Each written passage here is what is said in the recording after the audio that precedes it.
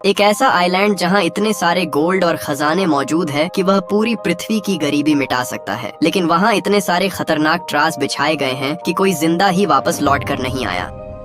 इस एडवेंचरस कहानी की शुरुआत होती है इंडोनेशिया के एक आइलैंड को दिखाते हुए, जहां पर कुछ गैंगस्टर्स की टीम बहुत ही ज्यादा खुश लग रही थी। दरअसल उन्हें फॉरेस्ट के अंदर उन्हें सर्च के दौरान कुछ अनोखी चीजें मिली होती हैं। ये चीजें काफी ज्यादा एंशिएंट थीं, जिनकी ब्लैक मार्केट में बहुत ज्यादा रेट है। इसीलिए वह सब इतने ज्यादा हैप्पी थे कि उन्हें बेचकर वो पैसे कमा सकते हैं। अब इसी चीज का जश्न वो सब मना रहे थे। उन्हीं में से एक आदमी होता है जो साइड में टॉयलेट करने चला गया, लेकिन अब ट्रैवल करते हुए अचानक उसे जमीन पर एक मास्क मिलता है। वो मास्क लोहे का था और इस जमाने में इस तरीके के मास्क का यूज नहीं होता। वह आदमी इस बात पर काफी सोचने लगा कि यहाँ पर यह कैसे आया, और अब वह उसी जगह से थोड़ा आगे बढ़ गया एक्सप्लोर करने के लिए। तभी उसे पहाड़ के बीचों बीच एक छोटी सी सुरंग दिखाई दी। अब उस गैंगस्टर को एकदम से जिज्ञासा हो गई कि अंदर क्या हो सकता है, इसीलिए वह बिना अपने साथियों को इन्फॉर्म किए उस छोटी सी गुफा के अंदर चला गया। उसका मानना था कि यहाँ पर और भी ज्यादा एंशिएंट चीजें मौजूद हो सकती हैं और उन सारी चीजों को वह अकेले ही रखेगा। अब अंदर एंटर करते ही वह आदमी एकदम चौंक गया, क्योंकि भले ही यह गुफा बाहर से छोटी दिखाई देती है, लेकिन अंदर यह बहुत ही ज्यादा बड़ी है। वहाँ पर अलग अलग चैम्बर्स मौजूद थे, जैसे कि इसे किसी ने बनाया है। लेकिन अब इस आदमी को अंदाजा नहीं था कि वह किस गलत जगह पर आ चुका है। अचानक वो आदमी जैसे ही अपना कदम बढ़ाता है, तभी जमीन एकदम से धंसने लगी। लग रहा था कि ठीक उस जगह के नीचे भी एक चैम्बर मौजूद है। उस आदमी का पैर भी नीचे हो चुका था और वह चिल्लाते रह गया, लेकिन ऑब्वियस बात है उसकी मदद करने वाला कोई भी नहीं था। बेचारा उसके अंदर गिरकर सब कुछ एकदम ब्लैंक हो जाता है। वह अनजान सी चीज क्या है, ये थोड़ी देर में पता चल जाएगी। अब इसी तरीके से कई साल बीत जाते हैं और हमें उसी आइलैंड पर कुछ एक्सप्लोरर्स दिखाए गए। उन एक्सप्लोरर्स में तो सोल्जर्स भी शामिल थे। अब देखने से तो लगता है कि ये सब उस खजाने की तलाश में आए हैं जो इस आइलैंड पर सालों से कैद रखा गया है। लेकिन एक्चुअल रियलिटी ये थी कि उन लोगों को बिल्कुल अंदाजा नहीं कि इस आइलैंड पर क्या मिल सकता है। उनमें से बन नाम का एक बिजनेसमैन था जो बहुत अमीर होता है। वो यहाँ पर अपनी गर्लफ्रेंड के साथ सिर्फ इसलिए आया था ताकि वर्ल्ड वॉर 2 के दौरान जो जंग हुई थी, तो जापानीज आर्मी ने यहाँ पर कई सारे बंकर्स बनाए थे। अब ऑब्वियस बात है कि उसके अंदर कई सारी एंशिएंट चीजें हो सकती हैं, और बैन को शौक था कि पुरानी चीजों की कलेक्शन जमा करना। उसने तो एक कैप्टन और कई सोल्जर्स को भी पैसे दिए होते हैं ताकि वह उनकी प्रोटेक्शन करें। जैसे क्या नाम की एक आर्कियोलॉजिस्ट भी उसके साथ होती है जो उन रिसर्च में उसकी मदद करेगी। फिलहाल तो वह सब एक्सप्लोर ही कर रहे थे, क्योंकि उन्हें कुछ मिला नहीं होता। कैप्टन अपने सोल्जर्स के साथ यह पूरा इंश्योर कर रहा था कि वो बेन और उसकी गर्लफ्रेंड को चोट नहीं पहुंचने देंगे। चाहे कुछ भी हो, वो उनकी प्रोटेक्शन करेंगे ही। तो अब सारे सोल्जर्स अपने कैप्टन द्वारा दिए गए कमांड को फॉलो करते हुए अलग अलग डायरेक्शन में जाते हैं। लेकिन तभी अचानक एक जगह से किसी सोल्जर के चिल्लाने की आवाज आई। ये देखकर सभी एकदम चौंक गए और उसे बचाने के लिए आगे बढ़े। पर पता चला कि एक गुफा के अंदर से किसी इंसान का स्केलेटन बाहर निकल रहा है। वैन और उसकी गर्लफ्रेंड काफी चौंक गए थे, लेकिन फिर बाद में पता चला कि यह तीसरे सोल्जर का एक मजाक था। उसे कुछ नहीं हुआ होता, वह तो सिर्फ सभी को डराने की कोशिश कर रहा होता है। कैप्टन को यह बात बिल्कुल पसंद नहीं आती और वह सोल्जर को डांटता भी है। लेकिन यहाँ बातों ही बातों में उन्होंने एक बंकर भी खोज निकाला था। तो अब बन जेसिका से कहता है कि तुम्हें अंदर जाना चाहिए ताकि कुछ इम्पोर्टेंट चीजें मिल जाएं। लेकिन जेसिका उस जगह पर जाने के लिए थोड़ा डर रही थी, इसीलिए अब बैन कैप्टन और सोल्जर से कहता है कि तुम बाहर रुको, और वह खुद जेसिका के साथ अंदर जाकर उसकी मदद करेगा। अंदर पहुंचकर जितनी भी यूनिक चीजें थीं, वो दोनों उसे एक्सप्लोर करने लगे। वहाँ बाहर की तरफ कैप्टन और सोल्जर्स में भी बातचीत चलती है कि बेन यहाँ पर आखिर क्यों आया है। अपनी जान जोखिम में डालकर इतना दूर आना, वह भी सिर्फ बंकर के लिए, ये एकदम बेवकूफी है।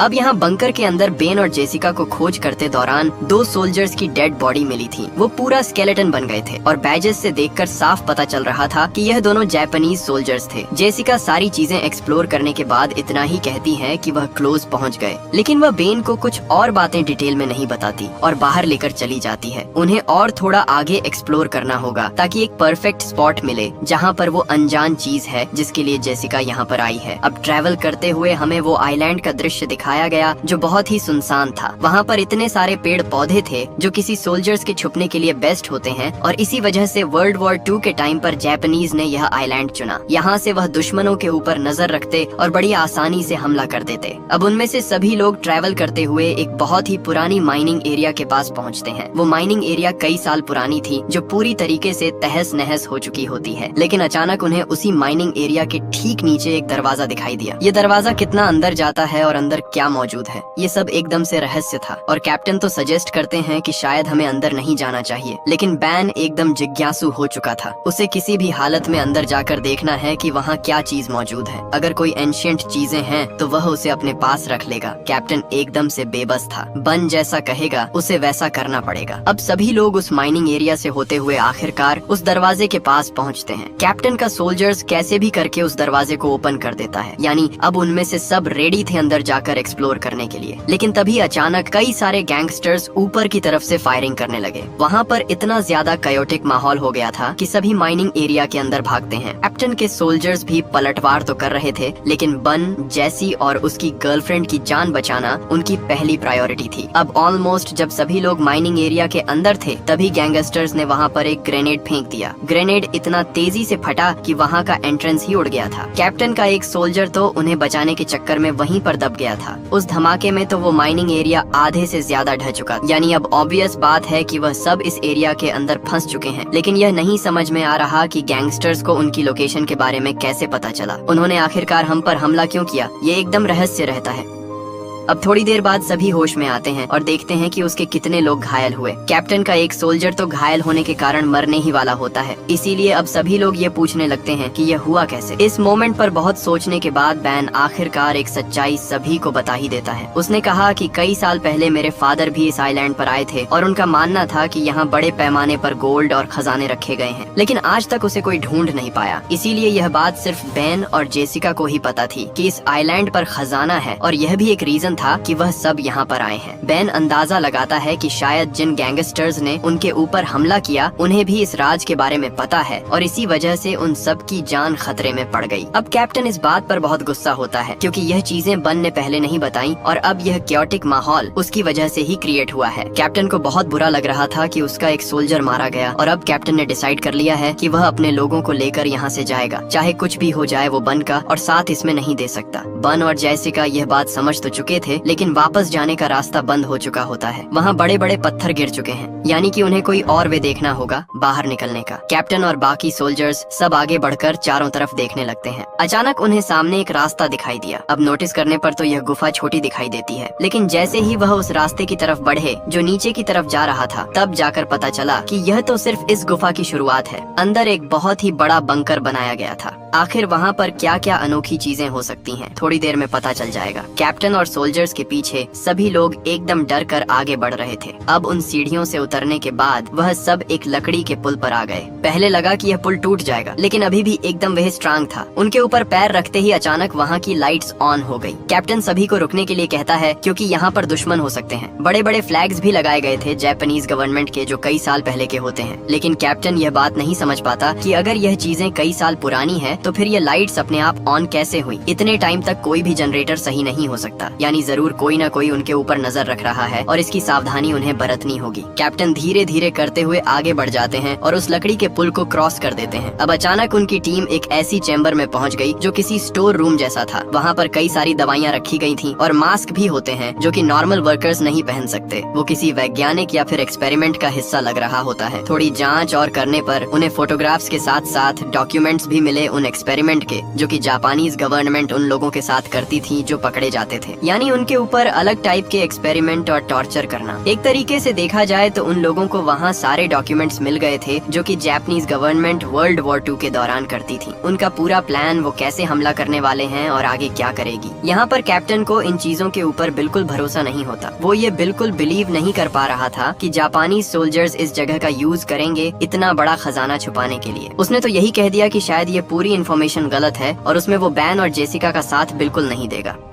अब हमें एक और सोल्जर दिखाया गया जो अपने कैप्टन के कहे गए अनुसार वहाँ पर ध्यान रख रहा होता है। तभी अचानक वह सोल्जर्स महसूस कर पा रहा था कि उसके ठीक पीछे कोई तो खड़ा हुआ है। वह जो कोई भी था उसने मास्क पहना था और अजीब हरकतें करता है, पर जैसे ही उस सोल्जर ने पीछे मुड़कर देखा तब वह वहाँ से गायब हो गया। वो जो भी था, इससे इतना तो क्लियर हो गया है कि इस पूरे गुफा के अंदर वह सब अकेले नहीं है। अब यहाँ धीरे धीरे उन सोल्जर्स के बीच टेंशन बढ़ रही थी और काफी मनमुटाव होने लगा। सभी जानना चाहते थे कि आखिर ये कौन सी जगह है और जो खजाने की बात वह कर रहे हैं वह सच भी है कि नहीं। तब जाकर जेसिका बन की तरफ देखते हुए सारी सच्चाई बताने के लिए कहती है। हालांकि बेन अभी भी कुछ रिवील नहीं करना चाहता था, लेकिन जेसिका कैप्टन और सोल्जर्स से सब सच कहती है कि यह पूरी जगह कोई माइनिंग एरिया नहीं है। ये पहले हॉस्पिटल हुआ करता था जिस पर जापानीज गवर्नमेंट ने कब्जा कर लिया और फिर इस जगह को एक एक्सपेरिमेंटल लैब बना दी। यहाँ वो दुश्मनी सोल्जर्स को पकड़कर उनके ऊपर एक्सपेरिमेंट करते, ऐसे एक्सपेरिमेंट जिससे इंसान किसी दूसरे प्रजाति में कन्वर्ट हो जाए। वो इंसान तो रहेंगे लेकिन किसी दूसरे के कंट्रोल में। इस बात का प्रूफ तो उन सारे फोटोज और डॉक्यूमेंट से तो हो ही जाता है, पर बात रही गोल्ड की जिस पर कैप्टन भरोसा नहीं करते, उसका कोई भी प्रूफ नहीं होता। जेसिका भी कहती है कि हमारे पास कंप्लीट इन्फॉर्मेशन नहीं है, लेकिन इतना क्लियर है कि वो खजाना यहीं पर है। अब खजाने और गोल्ड की बात करते हुए बाकी सोल्जर्स थोड़ा लालच में पड़ जाते हैं। उन्हें भी गोल्ड चाहिए था और अपनी लाइफ में उन्हें काफी पैसे चाहिए थे, इसीलिए कुछ सोल्जर्स तो उस खजाने के बारे में पूछते हैं और वह इंटरेस्टेड लगते हैं। कैप्टन इस बात से ऑब्वियसली अपने सोल्जर से नाराज था, लेकिन फिलहाल उनका एक सोल्जर बहुत घायल पड़ा हुआ होता है। उसकी देखरेख चल रही थी और पता नहीं वह कब तक जिंदा रहेगा। कैप्टन ने अपने सोल्जर से साफ कहा कि हम आगे जाकर बाहर निकलने का रास्ता ढूंढते हैं, न कि और ज्यादा अंदर जाना गोल्ड को ढूंढने के चक्कर में। कैप्टन अपने साथ एक सोल्जर ले लेता है और बाकियों को उसी स्टोर रूम के अंदर रुकने के लिए कहता है। ये इसलिए ताकि कोई खतरे में ना पड़े, लेकिन यहाँ बन को ये एक्सेप्टेड नहीं था, क्योंकि वो चाहता है कि पूरा खजाना वो सबसे पहले ढूंढे और उस खजाने और गोल्ड के ऊपर हक उसका हो। पर अब इन सारी चीजों के बीच जॉन नाम का वो सोल्जर जो घायल पड़ा हुआ था, उसके साथ कैप्टन और जेसिका रुकने का डिसाइड करते हैं और बाकी सोल्जर्स के साथ बन और उसकी गर्लफ्रेंड साथ चल पड़े थे, क्योंकि बेन का मेन मोटिव यहाँ से बाहर निकलना नहीं, सबसे पहले खजाना ढूंढना था। उसने तो इस मिशन के ऊपर इतने लाखों डॉलर अप्लाई किए हैं, तो उसका प्रॉफिट तो उसे होना ही चाहिए। वह सब सोल्जर्स की मदद से लगातार आगे बढ़ते चले गए। अब यहाँ घायल पड़े हुए सोल्जर जॉन के पास कैप्टन जेसिका से कुछ बातें करता है। कैप्टन ने जेसिका को अपनी लाइफ के बारे में बताया कि कैसे वह पहले सेल्फिश था। सेना में होने के बावजूद भी वह सिर्फ अपने बारे में सोचता। उसने अपनी जिंदगी में कई सारी लड़ाइयाँ लड़ी और कई लोगों को मारा, लेकिन कुछ टाइम बाद उसने यह सब क्विट कर दिया। तब से लेकर आज तक उसने किसी की भी जान नहीं ली है। जेसिका कैप्टन की कहानी सुनकर काफी भावुक हो जाती है, पर वहाँ बन और बाकी सोल्जर्स एक ऐसी जगह पर पहुँच गए जहाँ नीचे की तरफ कई सारी लोहे की जालियाँ लगी थी। देखकर लगता है कि वो एक अलग ही कमरा है जिसमें डिफरेंट चीजें की जाती हैं। बन को तो नीचे की तरफ एक हेलमेट भी मिला जिस पर यूएस आर्मी के बारे में लिखा था, यानी ऑब्वियस है यहाँ पर यूएस सोल्जर्स जरूर आए होंगे। सोल्जर्स प्रोटेक्ट करते हुए जब थोड़ा और अंदर जाते हैं तो उन्हें एक्सपेरिमेंट वाली चीजें मिली जो ऑब्वियसली किसी इंसानों के ऊपर करते थे, यानी जेसिका की कही गई बात एकदम सच है। जहाँ पकड़े गए कैदियों के ऊपर टॉर्चर और एक्सपेरिमेंट किए जाते हैं। इनफैक्ट इतना ही नहीं, उन्हें तो बड़े बड़े जार्स दिखाई देते हैं जिसके अंदर इंसानों के कटे गए बॉडी पार्ट्स रखे गए थे। ये इतने ज्यादा घिनौने थे कि कोई उसे देखकर उल्टी कर दे। बन तो अपनी गर्लफ्रेंड के साथ उस पूरी जगह को और भी ज्यादा एक्सप्लोर करने लगता है। भले यह डरावना था, लेकिन उसे खजाना ढूंढना है। अब यहाँ जॉन नाम के उस सोल्जर जो कि बहुत ज्यादा घायल था, ग्रेनेड हमले में उसे जमीन पर कुछ हिलता हुआ दिखाई देता है। वो जब नोटिस कर रहा था तो ऐसा लगता है कि कोई जमीन में उसे खींच रहा है। अब जैसे ही वह उसे देखने गया तो पता चला कि वह जमीन के अंदर गिरने लगा है, सेम उसी तरीके से जैसा कहानी की शुरुआत में वो गैंगस्टर गिरा था। किसी ने जॉन नाम के उस सोल्जर को मिट्टी के अंदर से ही खींच लिया। कैप्टन और जेसिका जैसे ही यह नोटिस करते हैं, वह तुरंत ही उसे पकड़ने के लिए गए। उस गड्ढे के अंदर वह जल्द से जल्द खोदने लगे ताकि जॉन को बचाया जा सके। जैसे तैसे वह अंदर तो पहुंचते हैं, लेकिन जॉन मर चुका था। उसका पूरा शरीर एकदम गलने लगा होता है, जैसे किसी ने उसकी बॉडी पर एसिड डाल दिया हो। ध्यान से देखने पर वहाँ इंसानों के कई सारे स्केलेटन्स मौजूद थे, यानी उस गुफा के अंदर कोई तो है जो लोगों को मार रहा है और उन्हें बहुत बुरी तरीके से खा जाता है। जेसिका के तो होश उड़ गए थे। यहाँ कैप्टन और जेसिका अपने आप को संभाल ही रहे थे, तभी अचानक उनके ऊपर हमला हुआ। किसी ने दोनों को मारकर बेहोश कर दिया था।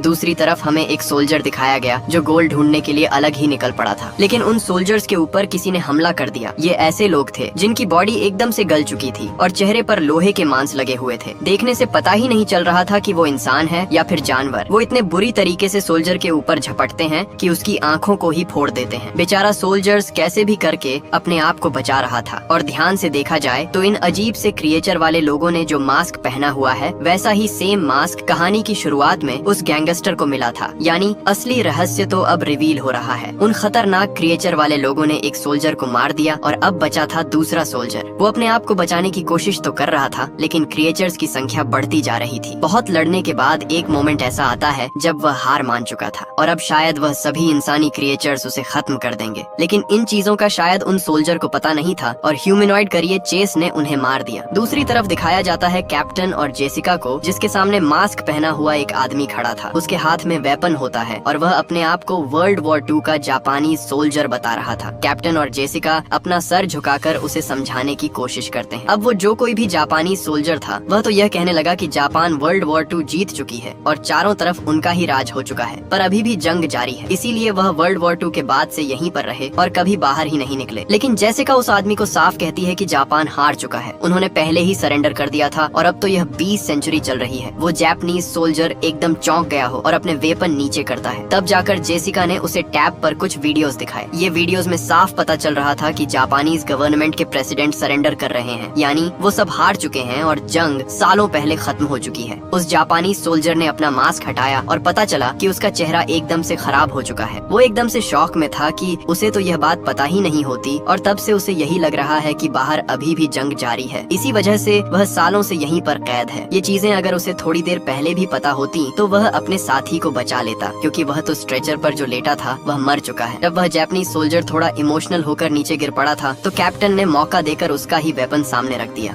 यह इसलिए क्योंकि उसके साथ डील करना खतरनाक हो सकता है। कैप्टन और जेसिका पूरी कोशिश कर रहे थे कि वो उस अनजान सोल्जर से सब कुछ उगलवा लें। उन्होंने पूछना स्टार्ट कर दिया कि तुम्हारी ऐसी हालत कैसे हुई और इतने सालों बाद भी तुम कैसे जिंदा हो यहाँ पर। तब जाकर सोल्जर बताता है कि जापानीज वैज्ञानिकों ने जो इंजेक्शन और जो एक्सपेरिमेंट उनके ऊपर किए थे ये उसका नतीजा है, यानी उन सोल्जर्स की टीम के ऊपर अलग अलग एक्सपेरिमेंट कराए गए और ये सारी चीजें ये बोलकर होती हैं कि तुम कभी बूढ़े नहीं होगी, तुम्हारी जवानी हमेशा बरकरार रहेगी। वैज्ञानिकों ने तो बाहर जाने का रास्ता भी बंद कर दिया था और जो बचे हुए एक आध रास्ते थे वह सिर्फ उन्हें ही पता था। यह बात सुनने पर जेसिका और कैप्टन काफी शॉक में हो गए, पर वह सोल्जर बताता है कि जापानीज वैज्ञानिक यहीं पर नहीं रुके, वह अपने एक्सपेरिमेंट को नेक्स्ट लेवल तक लेकर जाना चाहते थे, इसीलिए उन्होंने हम सभी को यहाँ पर कैद किया और अलग अलग इंजेक्शन देने लगे। इस इंजेक्शन से वह एक्चुअली यह चाहते थे कि सभी सोल्जर्स एक ऐसी आर्मी बना लें जो कभी भी नहीं मरती हो और उनके लिए काम करें, यानी जापान के लिए ऐसे सोल्जर्स जो डेड हैं लेकिन अपने दुश्मन को बहुत बुरी तरीके से चोट पहुंचा सकते हैं। ना ही इन्हें कोई मार सकता है बल्कि यह कुछ टाइम बाद वापस जिंदा हो जाएंगे। उस जापानी सोल्जर ने तो एक डार्क रियलिटी जापान के बारे में सब बता दी थी, यानी कि ऐसी सेना जो पूरे देशों पर अपने आप ही कब्जा कर ले। कैप्टन और जेसिका टेंशन में आकर उससे बाहर निकलने का रास्ता पूछते हैं। उस भयानक सोल्जर ने कहा कि पहला रास्ता ढक चुका है, एक और रास्ता है, लेकिन वहाँ पर जाना खतरे से खाली नहीं होगा।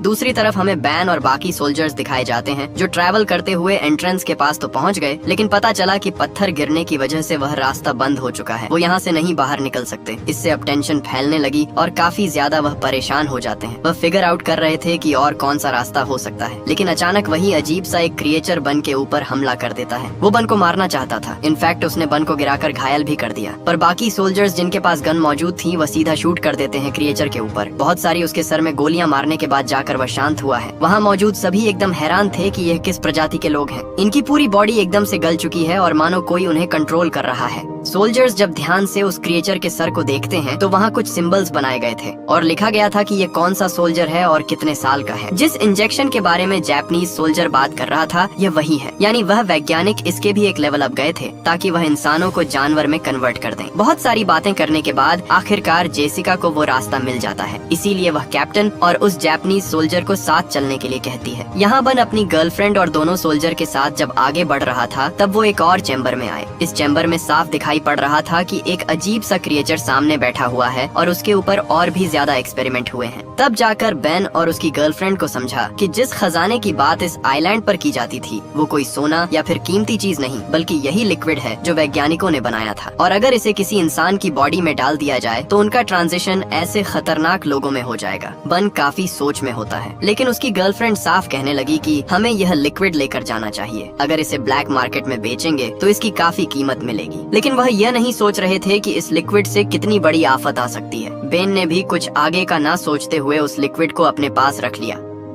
अब वो सोल्जर्स थोड़ा और आगे बढ़ते हैं जहाँ से उन्हें बाहर निकलने का रास्ता मिले। वो एक बड़ा सा डोर था जिसे ओपन करने के बाद एक गुफा आती है। अब जैसे ही वह गुफा में आगे बढ़ने के लिए कदम रखते हैं तब एक शॉकिंग चीज सामने आई। सीधे देखने पर वहाँ पर कई सारे क्रिएचर्स वाले इंसान मौजूद थे जो एक आर्मी की तरह खड़े होते हैं, यानी वैज्ञानिकों द्वारा बनाए गए वो फाइनल सोल्जर्स जो जापानीज गवर्नमेंट चाहती थी दुश्मनों से लड़ने के लिए। उस गुफा में इतनी बड़ी जापानीज आर्मी थी जो कि पूरी तरीके से इमॉर्टल है। एक्सपेरिमेंट के कारण ना तो उन्हें कोई दर्द फील होता है और ना ही उन्हें कोई मार सकता है। उनके अंदर सिर्फ एक ही जुनून है कि सामने जो भी आए उन्हें खत्म कर दें। अब वहाँ पर आकर उन लोगों ने सारी आर्मी को जगा दिया था, जो पूरी तरीके से एकदम हथियारों से लैस होती है, और अब क्रिएचर की पूरी आर्मी उनके ऊपर टूट पड़ी थी। बन, उसकी गर्लफ्रेंड और बाकी बचे हुए सोल्जर्स वापस चैम्बर में भागने का ट्राई करते हैं। उनमें से एक सोल्जर बहुत बुरी तरीके से तलवारों से मारा गया। अजीब से इंसानी क्रिएचर उन्हें एक बार में ही खत्म कर देते हैं। जैसे तैसे बेन अपनी गर्लफ्रेंड और दूसरे सोल्जर के साथ एक चैम्बर में पहुंचा और वहां से नीचे जाने लगा। फिलहाल तो उन क्रिएचर से बचना बहुत जरूरी है, क्योंकि एक बार हाथ में आग गए तो वह छोड़ेंगे नहीं। ट्रैवल करते हुए वह उस स्केलेटन वाले हिस्से में पहुंची जहां सभी को काट कर खाया जाता था। वहां पर तो वह अपने उस सोल्जर की डेड बॉडी भी देखते हैं जो घायल पड़ा हुआ था। फिर भी कैसे भी हिम्मत करते हुए वो आगे बढ़ते चले गए। बैन, उसकी गर्लफ्रेंड और उस सोल्जर तो उस जगह पर भी पहुंच गए जहां उस संदेह सोल्जर्स को उन क्रिएचर ने मारा था। अब उन्हें कुछ समझता नहीं कि कहां जाए, इसीलिए वह सीधा कैप्टन और जेसिका के पास बढ़ने लगते हैं। पता चला कि उन इमोर्टल सोल्जर्स की आदमी पूरी जगह पर फैल चुकी है। वह ढूंढ रही है अपने शिकार को मारने के लिए। बन के ऊपर एक क्रिएचर ने हमला कर दिया था, जिससे वह घायल हो चुका होता है। अब यहाँ उसकी गर्लफ्रेंड बन के लिए काफी फिक्र करने लगी कि वह शायद मर जाएगा, इसीलिए पता नहीं वो क्या सोच रही थी, और उसने तुरंत ही वह इंजेक्शन निकाला और बन के बॉडी में वही घुसा दिया। उसे लग रहा था कि इस इंजेक्शन की वजह से बन जिंदा रहेगा। अब वो सारे इमोर्टल सोल्जर्स उस जगह पर भी पहुंच जाते हैं जहाँ पर कैप्टन और जेसिका थे। कैप्टन जेसिका तो वहाँ से भाग जाते हैं अपनी जान बचाकर, लेकिन वो जापानीज सोल्जर जो ऑलरेडी इन्फेक्टेड था वो सरेंडर कर देता है। सारे इमोर्टल सोल्जर्स इतने ज्यादा बेरहम थे कि वो काफी बुरी तरीके से मौत देते। सभी आगे तो चल रहे थे, लेकिन बन की गर्लफ्रेंड उन्हें धोखा दे देती है। वो सिर्फ बन के बारे में सोच रही थी और उसे लेकर एक केव के अंदर जाकर छुप गई। पर यहाँ बन के अंदर जो लिक्विड गया था उससे वह कन्वर्ट होने लगा उन्हीं इमोर्टल लोगों में। उसकी हालत इतनी खराब हो जाती है कि कुछ ही देर में वो आउट ऑफ कंट्रोल हो गया और अपनी गर्लफ्रेंड को जान से मार दिया। यानी यह लिक्विड सच में काम करता है। कैप्टन और बचे हुए एक सोल्जर को भी वह पकड़ लेते हैं और एक एक करके मारने लग जाते हैं। कैप्टन मर चुका था और उसके साथ बचा हुआ एक सोल्जर भी लड़ने की कोशिश करता है, पर देखने से लग रहा था कि उन सोल्जर्स के पास भी हाई आईक्यू वाला दिमाग है। वो अच्छी तरीके से न ही उसे रोक रहे थे, बल्कि उसे एक साथ खत्म भी कर देते हैं। यानी अब ऑलमोस्ट सभी मर चुके हैं सिवाय जेसिका के। जेसिका वहाँ से बाहर निकलने का रास्ता ढूंढ लेती है और पानी के रास्ते ऊपर आ जाती है, पर उसके साथ पानी के अंदर से कोई और भी आया था। बाहर वही इमोर्टल सोल्जर निकलता है जिसने की जेसिका को पकड़ा और जान से मार दिया। धीरे धीरे करके उन पूरी इमोर्टल सोल्जर की आर्मी बाहर आ जाती है और अब वो बढ़ चले थे आगे की तरफ जहां वो सभी को मारेंगे। यानी इससे ये बात तो कंफर्म है कि अब शायद एक नई जंग शुरू होने वाली है। ऐसी जंग जहां पर इमोर्टल सोल्जर्स जिन पर एक्सपेरिमेंट करके बनाया गया है वो लोगों को चुंच कर मारेंगे। हमारी भी कहानी इसी खतरनाक एंडिंग के साथ यहीं खत्म हो जाती है।